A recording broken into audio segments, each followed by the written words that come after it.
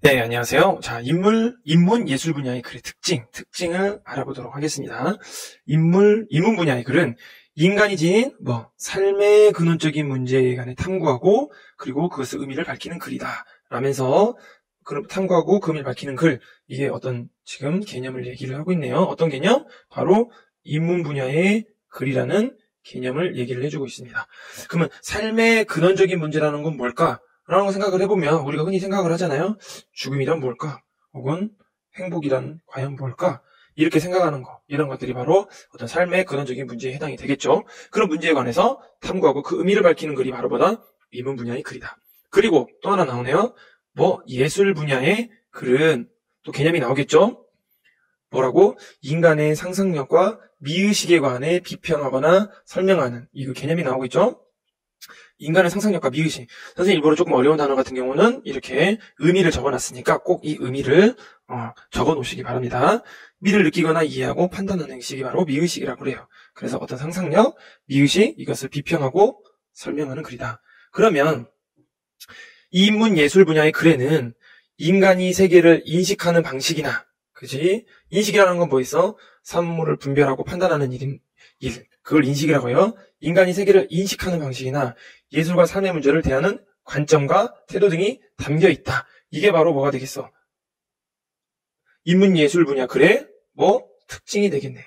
곧 이 특징이라면 지금 여기를 말하게 되겠네요. 그쵸? 이 부분 담겨 있다. 여기까지. 이는 주로 인간이 추구하는 가치나 미에 대한 것으로 인간에 대한 근본적인 성찰을 할 수 있다. 이러한 인문예술 분야의 글을 읽음으로써 어떻게 된대? 자신의 삶을 성찰하고 세계에 대한 가치관을 정립하며 미적 감수성이라는 거는 외부 세계의 자극을 받아들이고 느끼는 성질. 그러니까 감수성 얘기를 하면 우리가 이렇게 쟤는 감수성이 풍부해 라는 얘기는 외부 자극에 대해서 쉽게 받아들이는 사람이야 이렇게 얘기를 하잖아. 그러니까 자신의 삶을 성찰하고 세계에 대한 가치관을 정립하고 미적 감수성을 할 때 높일 수가 있다라고 했어요. 그럼 이건 바로 인문 예술 분야 글의 효과가 되겠네요. 그죠? 그러면 두 번째로 넘어가면 인문 예술 분야 글에 비판적으로 읽기에 되는 방법이 몇 가지가 나온다? 총 3가지가 나오더라. 첫 번째는 뭐다? 글에 담긴 세계에 대한 인문 예술적 인식을 뭐한다? 비판적으로 판단하며 읽는다. 라면서 하나가 나왔죠. 그러면 인문예술 분야의 글에는 어떻게? 여기 보면 인간이 추구하는 가치나 사상을 탐구하거나 예술 작품을 설명하고 비평하는 과정에서 필자의 특정 인물의 세계에 대한 인식이 드러나기 마련이다. 그러니까 이 부분은 어떤 그 첫 번째 방법에 대한 구체적인 내용이 되겠네요. 그죠? 여기서부터 여기까지가. 그래서 뭐가 나와 이제? 따라서 이런 걸 읽을 때는 이러한 인식이 반영돼요. 그럼 이러한 인식은 뭐겠어요? 이러한 인식은 바로 인문예술적 인식이 바로 이러한 인식이겠죠. 그죠? 어떻게 세계에 담긴 인문예술적 인식, 이 부분이 바로 이러한 인식에 반영된 용어와 표현에 유의하고 사상이나 개념에 대한 배경지식을 떠올리며 어떻게 깊이 있게 이해해야 한다. 그리고 이러한 세계관이 타당한지, 이치에 맞는지, 그리고 적절한지 판단하면서 읽는다. 이거예요. 그래서 글에 대한 인문 예술적 인식을 비판적으로 판단하며 읽는다. 이 첫 번째 방법. 두 번째, 예술과 삶의 문제에 대한 태도를 하면서 비판적으로 판단하며 읽는다. 다 비판적으로 판단하며 읽는다. 이렇게 나오죠. 왜? 비판적으로 읽기라고 나왔으니까. 그죠? 어떻게? 예술과 삶의 문제를 대하는 태도를 비판적으로 판단하며. 그러면 글에 대해 다양한 가치 판단이나 어떤 미의 의미, 뭐가 과연 진정한 미냐? 혹은 예술 활동의 어떤 가치, 우리가 의의를 참 많이 쓰는데 의의는 여러분 어떤 중요성이다, 가치 이렇게 알아두시면 편합니다. 아시겠죠? 이거 써놓으세요. 주로 다른다. 그래서 따라서 먼저 나오겠지. 읽을 때는 예술과 삶의 문제가 드러나는 부분을 주목하되 필자가 말하는 이 필자가 어떤 관점과 태도를 취하고 있는지, 부정적으로 그리고 있는지 아니면 긍정적으로 그리고 있는지 이런 거를 잘 살펴서 비판적으로 또 다른 관점은 없는지 이런 것들을 비판적으로 판단해서 봐야 한다라는 거예요. 보면은 이제 피나 바우슈의 스위트 만보, 뭐 여전한 피나 온기 이게 글이 있는데 쭉 읽어보면 여기는 읽어보면 딱 알 거예요. 이 사람은 이거를 긍정적으로 보고 있어요. 이 피나 바우슈에 대해서 보면 윗글의 필자는 일상이 느낀 감정을 통해 인간의 삶을 표현했다. 일상에서 느낀 감정을 통해 이걸 통해서 인간의 삶을 표현했다. 이런 점에서 뭐하나 다른 새로운 시도했다. 즉 이 독특한 예술 세계에 대해 뭐하고 있다? 여기 나오네. 긍정적인 관점과 태도를 보이고 있다. 그래서 근데 이게 긍정적이만 할 수 있냐? 우리 아까 비판적으로 읽어봐야 한다고 그랬잖아. 무용수마다 서로 다른 감정을 표현하는 것이 작품의 주제를 나타내 과연 효과적이냐? 라고 아까 다른 관점과 태도는 없는지 이런 거 보이잖아요. 이런 거에 대해서 비판적인 질문을 떠올릴 수도 있고 그리고 다른 관점과 태도가 되는 걸 찾아 읽으며 피나 바우슈의 예술세계 깊이를 이해할 수도 있다라는 거예요. 그리고 봐봐. 어떤 관점을 취하고 있는지 한번 봤죠? 필자가 긍정적으로 그리고 있었잖아. 그치? 그럼 다른 관점과 태도는 없는지 비판적으로 이런 질문을 던져가면서 이렇게 읽어야 한다. 이 말입니다. 그다음 세 번째. 인간에 대한 성찰. 성찰도 나오고 일부러 밑에 통찰도 나오더라고요. 이걸 좀 비교를 해두세요. 성찰은 반성한다라는 의미고 통찰은 전체를 환하게 된다. 예리하게 꿰뚫어본다. 이런 걸 얘기를 말합니다. 그러면 인간에 대한 성찰이 글에는 어떻게 드러나고 있는지 자신의 가치관을 돌아보며 읽는다라는 거예요. 그리고 인간에 대한 필자의 주관이나 필자의 어떤 주관, 통찰 이게 뭐 할 수 있으니까 다양하게 해석될 수 있으니까 우리는 독자는 이게 이치에 맞는 것인지 그리고 그게 마침 다른 사람하고 내 생각이 맞고 틀린지를 한번 다른 사람하고도 의견을 나눠보는 거죠. 그러면서 비판적으로 수용을 해야 한다. 그러다 보면 삶의 방식이 무엇인지가 자연스럽게 또 깨닫게 되겠죠. 그래서 그냥 주체적으로 생각을 해야 한다라는 거예요. 주체 반대말은 객체라는 거 일부러 적어놔봤습니다. 자, 그러면 20분 안으로 끊기 위해서 최대한 노력을 하기 위해서 바로 작품으로 들어갑니다. 선한 뜻을 이끄는 나의 큰 몸. 선한 뜻을 이끄는 큰 몸. 벌써 봤지만 선한 뜻과 큰 몸은 연관관계가 있구나. 선생님 이거 접하는 거는 약간 비문학을 접하듯이 접할 테니까 선생님 이렇게 표시하는 부분들은 한번 잘 보시기 바랍니다. 아시겠죠? 선생님도 실제로 모의고사 볼 때 이런 식으로 체킹을 하니까. 자, 봅시다. 한 개인은 뭐 하면서 끊임없이 뭐 하고 외부의 영향을 주고받는다. 외부의 영향을 주고받는다. 그리고 외부의 힘은 개인의 힘을 넘어서 외부의 힘하고 개인의 힘이 있네. 그럼 누가 더 크다는 거야? 지금 여기서 이것을 넘어섰다고 했으니까 이렇게 표시하면은 개인의 힘을 넘어서는 것처럼 보인대요. 현실의 권력의 힘, 주변의 상황 이게 다 외부 힘이죠. 개인의 삶의 방향을 결정하는 것처럼 보이기 때문이다. 근데 나오지. 그러나 누구는 맹자는 어떤 사람은 외부의 힘에 좌우되지 않고 뭐한대? 자신의 길을 걸어간다. 자신의 길을 외부의 힘에 그럼 얘는 뭐야? 외부가 있고 개인이 있으면 외부가 큰 거야? 개인이 큰 거야? 얘는 개인이 큰 거지. 이해되지? 예컨대 현명한 선비. 그러면 자신의 길을 걸어간다는 건 곧 현명한 선비를 말하겠네요. 그죠? 자신의 도를 즐기고 다른 사람의 권세를 잊으며 자신에게 우호적인 외부의 조건에도 불구하고 흔들림이 없이 자신의 길을 걸어간다. 이게 바로 현명한 선비라는 거지. 이렇게 또 이어지네. 그죠? 맹자는 이러한 태도를 마음에 동요되지 않는 것. 즉, 이게 뭐야? 부동심이라는 거잖아. 마음이 동요되지 않는 것이 말로 요약을 한다. 그러니까 여기까지 말하면 요약을 하면 뭐가 돼? 맹자가 말한 부동심의 의미가 바로 이 문단의 요약이겠죠. 이렇게 표시를 하면서 비문학을 읽는 게 좋아요. 맹자는 무엇을? 부동심을 중시했다. 왜냐하면 나오니까 얘가 말하는 이유가 나오겠네. 이유는 선한 본성을 현실화하는 일을 주관하는 무엇가 마음이 그럼 이어지네. 이 선한 본성은 선한 본성은 뭐하고 이어져? 이 마음하고 이어지네요. 그죠? 앞에서도 봤잖아. 그죠? 이 마음이 사람의 무언나 말이나 또 감각적인 욕구, 육체적 충동 등과 같은 어떤 이런 요소에 흔들려 선한 본성을 제대로 발현시키지 못하는 경우가 발생할 수. 그러니까 요약을 해보면 선한 본성을 가지고 있는데 이 마음이 그지? 이 말, 혹은 이 감각적인 욕구, 육체적 충동, 이런 요소 때문에 발현이 안 돼서 악하게 되는 거다. 이렇게 얘기를 하는 거지. 그래서 맹자는, 수련을 해야겠죠? 말을 잘 이해하는 것. 첫 번째, 지연이라고 하네요, 지연. 그 다음에 두 번째, 기를 바르게 키우고 수련하는 것, 양기라고 하네요. 이런 걸 제시한다. 그러니까 1번하고 2번 나왔으니까 1번 스토리가 나와야겠죠? 그죠? 1번 내용이 나와야 하잖아. 말을 잘 이해하는 거에 대한 설명이 필요하잖아요. 말이란 마음이 드러난 결과이자 마음에 영향을 줄 수 있는 것이므로 말을 잘해야 뭐 한대? 이 미혹에 미혹되지 않고 부동심에 도달할 수 있다. 근데 그리고가 나왔대. 그럼 대응되죠. 이렇게 말을 잘 이해하는 거하고 지금 이 부분하고 이렇게 연결이 되고, 그죠? 그 다음에 뭐 두 번째인 양기 부분하고 뒤에 인간의 행동, 마음의 뜻, 즉 지향하는 바가 아닌 감각적인 육구나 충동, 기, 이 양기 부분 여기 이렇게 연결이 되잖아요. 그리고 나왔다면은 플러스라는 개념이잖아. 그러니까 1번 얘기하고 2번 얘기하겠다 이 말이야. 그러겠죠? 기에 일어날 수 있으므로 기를 바르게 키우고 수련할 필요가 있다. 그래서 이 양기의 부동식의 이 수련 방법 몇 가지 제시했죠? 2가지 얘기했죠? 그래서 이 때문이다. 해서 요약을 하면, 이 문단 요약을 하면 맹자가 제시한 부동심의 수련 방법 2가지가 있었다. 이거죠. 맹자가 부동심을 강조한 것은 무엇이다? 마음이 한 개인의 몸을, 여기네. 마음이 한 개인의 몸 전체를 이끄는 역할을 한다고 보았다. 맹자는 마음이 어떤 방식으로 몸의 다른 부분을 이끈다고 주장하는 것일까? 서로 이게 지금 뭐 하고 있어? 얘가 지금 묻고 있죠? 얘가 묻고 지가 답하는 방식.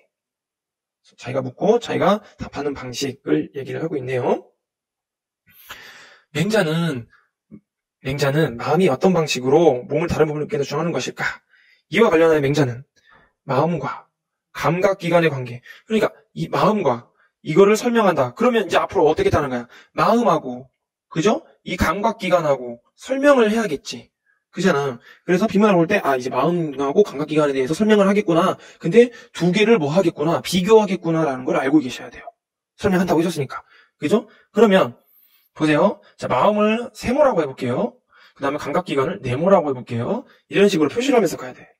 마음과 감각기관의 관계에 대해 맹자는 큰 사람과 작은 사람. 그러면 마음은 큰 사람이냐 작은 사람이냐. 앞서 판단하면은 큰 사람은 바로 마음에 해당하겠고, 작은 사람은 이런 감각기관에 이렇게 연결되겠죠? 그죠?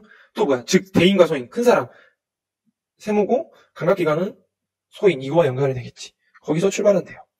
그래서 맹자는 대인과 소인은 뭐 하는 게 아니라, 타고나는 것이 아니라, 이런 부정문 같은 건 유념해 줘야 돼. 타고났다? 하면 틀린 얘기야. 타고나는 게 아니라, 뭐 하는 거래요? 수양에 따른 결과다. 그러니까 큼과 약간 이거지 세모지 작음은 애초에 사람 안에 있으며 그중 어느 쪽을 기르느냐에 따라, 이게 어느 쪽을 기르느냐는 아까도 이 수양과 관련돼 있다고 그랬지. 어떤 사람인가 결정된다는 것이다. 맹자는 어째서 사람은 큰 사람이 되고 어떤 사람은 작은 사람이 되느냐는 물음에 큰 몸을 따르면 뭐가 되고 큰 사람이 되고 작은 몸을 따르면 작은 사람이 된다. 지금 일부러 세모하고 네모 분리해서 표시하고 있어요. 여기서 맹자가 말한 큰 몸과 작은 몸은 각각 마음과 감각기관에 대응한다. 이거죠. 대응은 서로 짝을 이루는 일이다. 이렇게 되는 거예요. 서로 대응되고 있잖아요. 그래서 몸 전체를 이끈다. 누가? 마음이. 이렇게 하고 있잖아. 여기 나오네. 그죠? 이게 가장 중요한 문장이었겠죠. 그죠? 이해되죠? 자, 그럼 밑에 내려봅시다. 맹자에 따르면 다시 아까 했죠? 마음과 감각기관의 활동 방식은 정반대래요.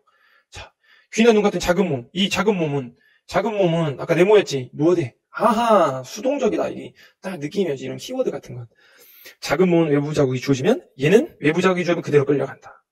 네모죠, 네모? 세모가 아니라 게다가 작은 몸이 외부 대상을 향해 움직이는 활동, 즉 감각적 욕망의 충족 여부가 뭐 할 수 없대. 자기가 이것을 결정할 수 있대, 결정할 수 없대요. 결정할 수 없대. 이 충족이 됐는지 안 됐는지를 결정할 수가 없어.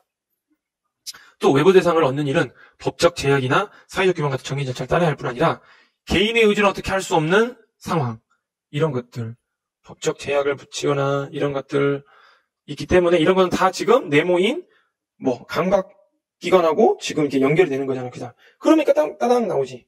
그러나 자, 아까 말한 마음은 세모였죠? 마음은 반대로 움직인대. 마음은 외부에 의해 추동. 그러니까 추동이라는 거는 추동되는 것이 마음에 의해 추동되는 것이 아니라. 그러니까 추동이라는 말은 지금 내가 여기 잘못했네요.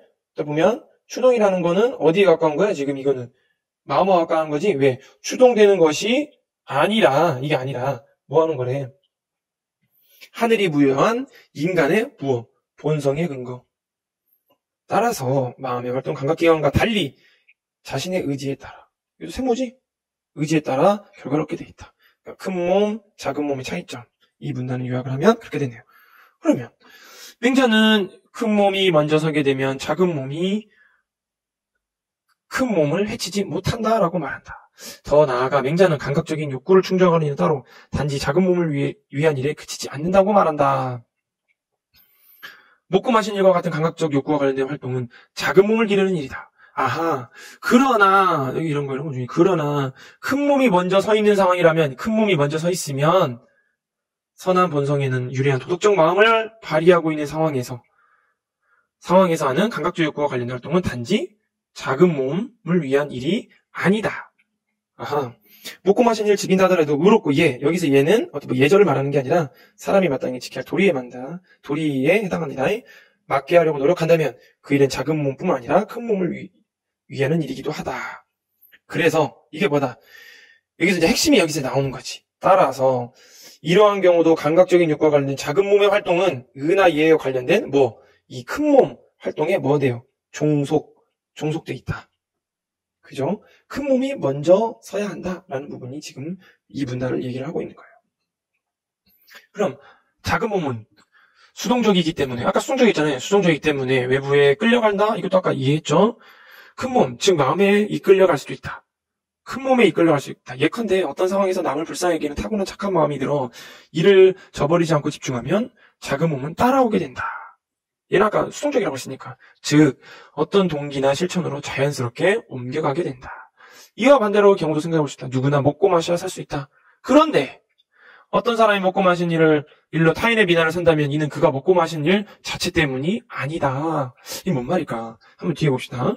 자기 안에 있는 귀중한 인을 저버리고, 귀중한 인의 뜻 얘기 써놨죠. 인을 저버리고 먹고 마시는 일과 같이 외부 대상을 추구하는 일에만 몰두하기 때문이다. 이 생각해봐. 먹고 마시는 거? 누구나 먹고 마셔야 살 수 있고 중요한 일이죠. 그런데 얘가 봐봐. 지금 옆에서 아무것도 못 먹고 있는 어떤 가난한 사람들, 그 옆에서 본인이 막 먹고 마시고 있어. 이 될까 안 될까? 그거는 비난받는 거죠. 그러면 우리가 먹고 먹는 거 자체로 욕하는 겁니까? 아니죠. 이 인의를 버렸기 때문에 그런 거지. 먹고 마시는 일 자체 때문이 아니라는 거지. 거지 옆에서 일부러 집에서 먹고 있으면 상관이 없어. 그런데 거지 옆에서 그걸 꼭 굳이 안 주고 먹고 있단 말이야, 혼자. 그걸 사람들이 봤을 때 야 이거는 그건 아니다. 비난을 받잖아요. 왜? 인의를 저버렸기 때문에. 그죠? 그래서 큰 몸과 작은 몸이 지니 각기 서로를 이끈다라는 내용이 나오네요. 그래서 작은 몸인 감각기관이 외부 세상에 끌려가 무절제한 욕망에 탐닉하게 되는 경우 그 책임은 누구 있대요? 마음에게 있대, 마음에게. 그죠? 이는 여기 나오네. 개인이 저지른 악의 기운과 그 책임의 소재. 이게 곧 누구에 있다는 거야? 마음이라는 거지, 마음. 그죠? 언뜻 보기에 각 개인이 저지르는 악은 감각기관 활동으로 발생하는 것처럼 보이지만 실제로는 누가? 아하, 제 역할을 하지 않았기 때문이야. 제 역할을 하지 않았으니까 개인이 저지르는 악의 기운은 책임의 소재를 물을 수 있죠. 그죠? 우리 몸에 무언가 있기 때문에 악을 저지르는 것이 아니라 마음이 무언가 하지 않았기 때문에 악을 저지르게 되는 것이다. 마음이 제 역할을 해나갈 때 마음은 눈, 코, 귀, 혀, 피부 등의 오감과 같은 몸의 다른 부분을 이끌어 책임감 있는 소재를 형성해 나가기도 한다. 라고 얘기를 했죠. 근데 여기서 우리가 조금 한번 또 생각을 해봐야 할 게 있냐면, 우리가 이렇게 비판적 있기 이런 걸 지금 배우고 있으니까, 보면, 이 사회에서 책임감 있는 존재가 되기 위해서는 어떤 이 마음의 수양뿐만 아니라, 또 뭐가 또 필요할까? 꼭 오간에만 있는 게 아니라, 또 뭐가 필요할까? 어떤 합리적인 판단력도 여기에 여기 부분에서 조금 더 추가할 수 있지 않을까. 마음의 수양만 얘는 얘기하고 있잖아요. 이 마음이 수양을 해야 한다라고 얘기를 하고 있잖아. 근데 우리가 있을 때 마음의 수양 가지고 될까? 합리적인 판단력도 여기 보면 이것도 필요하지 않을까? 라고 생각해 볼 수 있지. 그럼 합리적 판단력이 생기려면 어떻게 할까? 우리가 봤을 때 지식을 좀 쌓고 어떤 대상을 이해하려고 노력을 한다면 더 좋지 않을까? 라고 우리가 뭐 비판적으로 한번 더 추가해서 생각해 볼 필요도 있을 것 같아요. 마음의 활동에 감각기관의 활동도 따라가게 되는 것이다. 따라서 나오는 이제 중요한 말 나오겠네요. 중요한 거 뭐가 나오냐? 마음의 뜻을 붙잡는 일은 수양에서 중요한 과제가 된다. 그 마음의 뜻, 이 지향, 이것을 붙잡는 일은 어디에서? 이 수양에서 가장 중요하다. 이렇게 얘기가 나오고 있습니다. 아시겠죠? 자, 그러면 여기까지 이제 이해하는 데 됐으면 한번 봅시다. 자, 보면, 자, 이거는 여러분 좀 스탑을 해놓고 멈춤을 해놓고 한번 비문가 있으면 적어두세요. 수업 시간에 질문해 볼게요. 자, 우리가 중요한 거 부동심의 의미하고 왜 이걸 중시했냐. 부동심의 의미는 외부 힘이나 조건에 흔들리면서 자신의 길을 가는 것, 즉 마음이 뭐 하는 거? 아까 동요하지 않는 거. 그러면 인간의 선한 본성을 현실한 일에 주관하는 뭐가? 마음이 사람들의 아까 뭐하고 뭐 말이나 감각적인 욕구, 육체적, 그 다음에 어떤 충동이라고 그랬죠. 이런 거에, 이런 요소에 흔들려서 선한 본성을 뭐 발현시키지 못해 발생한다. 이렇게 얘기하고 있잖아요. 발현이에요. 자, 수련이 필요한 이유 하면, 아까 지연, 뭐였는데, 이건 말이고, 아까는 양기, 뭐죠? 기를 바르게 키우고 수련하는 거다. 그럼 말이란 무엇이 드러난, 이 마음이 드러난 결과이자 마음에 영향을 줄 수 있는 것이므로 말을 잘 이해해야 뭐가 되지 않대, 아까. 미혹 되지 않고 부동심에 도달할 수가 있다. 인간의 행동은 마음의 뜻, 즉 아까 말했지 지향 하는 바가 아닌 뭐 감각적 욕구나 육체적 충동인 기에 의해 일어날 수도 있으므로 기를 바르게 키우고 수련할 필요가 있더라 이거예요. 아시겠죠? 세 번째, 큰 몸하고 아까 작은 몸 비교했잖아. 아까 이거 큰 몸은 뭐에 대응한다고 했지? 마음. 작은 몸은 감각, 기관에 대응한다. 그래서 외부에 추동되는 것이 아니라, 이게 아니라 하늘이 부여한 인간의 본성의 근거를 두고 활동하고 마음의 활동은 행위자 자신의 뭐에 따라? 의지에 따라서 얻게 된다. 그렇지? 아까 얘기했죠? 작은 몸, 감각기관. 이거는 무슨다? 얘는 굉장히 수동적이라고 했죠? 수동적인. 외국에 자극이 주어지면 끌려간다라고 했고, 그리고 자기가 전적으로 결정할 수 없다라고 돼 있어요. 그래서 큰 몸을 따르면 큰 사람이 되고 작은 몸을 따르면 작은 사람이 된다. 이렇게 얘기하고 있죠. 그래서 대인이란 뭐냐? 하늘이 부여한 인간의 본성에 근거를 두고 뭐한다? 마음의 뜻. 이게 지향이라고 했죠? 하는 거고. 작은 사람. 소위는 마음 의지와 상관없이 감각기관이 어디? 외부의 자극에 이끌려 감각적 욕망을 이것만을 충족을 추구하는 사람이 작은 사람이라는 거예요. 아시겠죠? 악항행위 책임과 수양에서의 과제 보면 악항행위는 제 역할을 하지 못해서 발생하는 거고 이건 아까 뭐야? 오관 같은 몸에 각 개인을 책임감 있는 존재로 형성해 나가게 된다. 그래서 이 마음이 중요한 과제가 된다라는 겁니다. 여러분 이제 지금 우리가 이제 맹자 얘기를 썼잖아요. 이게 이제 성선설을 얘기를 하잖아요. 그전에요. 그죠? 성선설. 근데 이제 우리 한번 생각해볼 필요도 순자도 한번 생각을 해볼 필요가 있죠. 그죠? 순살은 뭘 얘기했는데 얘는 성악설을 얘기를 하잖아. 한번 이것도 비교해서 생각해보는 것도 좋을 것 같습니다. 이거는 수업 시간에 이어서 할게요. 자, 여기까지 하도록